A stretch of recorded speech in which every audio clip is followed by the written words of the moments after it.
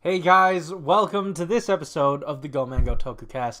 I'm your host, Frozen Stratos, and for you guys that don't know, Power Rangers and Bandai are all broken up. You see it right here. This is so new. This is so different. To me, honestly, Bandai had been synonymous with Power Rangers. Like, what really is Bandai America without Power Rangers? You know? And what does it mean for the Power Rangers brand as a whole? I'll be diving into that in a little bit, but just like my initial thoughts were really sort of hesitant. I was sort of sad that Bandai was sort of splitting from, or no, that Saban is splitting from Bandai. I have a feeling that that's the way it went down. But I mean, like they said, it was mutual. This does sort of feel like a breakup, but man, it's a rough subject because we've been with Bandai America for so long, and honestly, it feels like we're coming out of a very abusive relationship. I mean, this guy, oh man, tipping point right here. For those of you that don't know, this guy, he doesn't come painted like this. I had to paint him.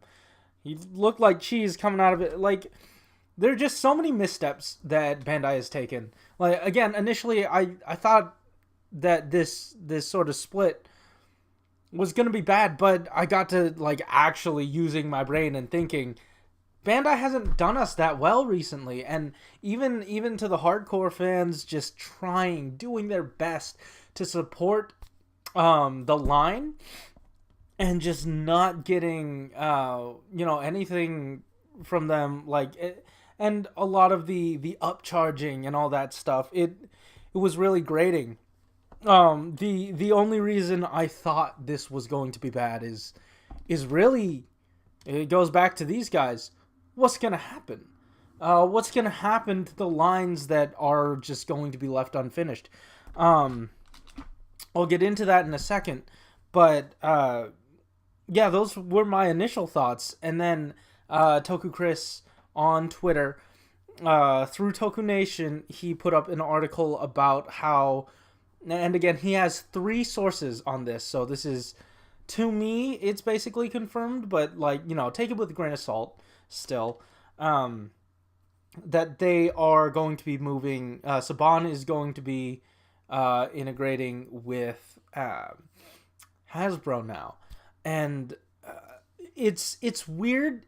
We're in this weird gray area where it's sort of like Disney, right? It'd be so cool if they just took all the Fox Marvel properties back and were able to make, the Marvel Cinematic Universe whole again. But on the other hand, that's a lot of power in one place. Same goes for Hasbro. Hasbro is an absolute powerhouse when it comes to toys, and I don't know that this move can go on without being unchecked, because they've got Star Wars, they've got Marvel. The only thing they don't have is DC. In terms of, like, the big superhero brands, and now them eating up Power Rangers, they've just been consuming so many different brands. It's getting kind of scary. I do like Hasbro, don't get me wrong. I like Transformers. They've been a part of my childhood since I can remember. Oh, come on. Yeah. Here's a drift as reference. And I would like to see their take on it, but again, it sort of ties back to what's going to happen with these guys. And for information on that, like, we could just look through their historical data. What have they done when they've consumed other lines? Well, Marvel Legends, some of you may not know, but Marvel Legends used to be owned by, I believe, Toy Biz. And when they consumed Toy Biz, they basically axed the Marvel Legends line. And if you walk down any aisle today, you know that didn't stay that way. They basically brought back Marvel Legends under their banner, and they've been going strong since 2012. So it ended 2010 and then started up again 2012. Did I say that twice? Ended 2010 with Toy Biz and then started up again in 2012 and are going strong now. And is that going to be indicative of the collector toy line? Is it? I honestly couldn't tell you, because what Marvel Legends does have is that they have movies coming out. They've got an entire library of that they can like feed the obscure characters into. Now with Power Rangers, we don't have a powerhouse sort of flagship like media center outside of the main show, and that's generally centered towards kids. That might mean the end of the legacy figure line, and people are wondering what about the legacy Zords, the legacy weapons, and all that stuff. I mean, I honestly could not tell you. To me, I haven't seen much historical data about that. I'm hoping that what I'm thinking is going to happen is basically a true reset. Like I said, Marvel Legends started up again, but it was different under the Hasbro banner and a completely different sculpt. So what that means is that even if they still use the legacy figure line, they're going to start from scratch. It's going to be like not even the same line. So basically, these are defunct. These are out. But the Zords, I don't know, man. What can we look at? We can look at Transformers, right? And they've been really good at eking out a lot of some of those nostalgic properties, those nostalgic characters from Transformers, but that's because it has a very large fan base, a very steady collector base that Power Rangers, I don't think, has just as much as them. They do well for collectors. They really do. And I feel like at this point, since Star Wars sales have been slumping really hard, they need something, like Hasbro needs something they can push big, and I feel like Power Rangers might be that. Now I know it's crazy to think, oh, maybe Power Rangers would help the bad sales of Star Wars, like, save the Star Wars sales. That's a weird thing to think. But if they want, because that's one of their biggest brands, their biggest deals that they've made, and if that's failing, they are going to need a big push. And I'm really hoping they make that big push for Power Rangers. And I feel like they're pushing. They gave out their quarterly report that did say Star Wars sales were slumping, and I don't want to harp on that too much, but again, I think they need a powerhouse thing to punch back with, and bringing these legacy figures under their flagship, making that, like, bringing legacy figures into the Black Series or the Marvel Legends like quality, I love it.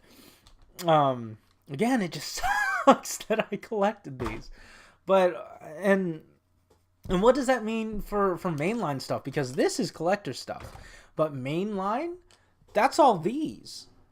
What's gonna happen there? Right now, if you walk down a toy aisle, you'll see the various kids figures. that Hasbro puts out for Marvel and Star Wars. Right now, Star Wars has its 3 3/4 inch scale, points of articulation. I don't want that for Power Rangers. Honestly, I don't. So let's look at Marvel, since they're superheroes. That might, correlate, but even those figures aren't that great. They're around 6 inches, 5 to 6 inch scale, but they've got no knees, no wrists, not much in the feet either. I don't know. They don't have, unlike Black Series and Marvel Legends, they don't have a base body for kids' toys that really speaks to Power Rangers collectors and, what generally is associated with their brand. But I will say, going forward, for the Changers, are going to be game changing again. I feel like, because when they brought Yokai Watch over, and forgive me if I'm getting this wrong, but I thought it was Hasbro, right? Hasbro that did Yokai Watch. Though, I mean, the sounds were way different, but there were tons of sounds still. The gimmick was still there.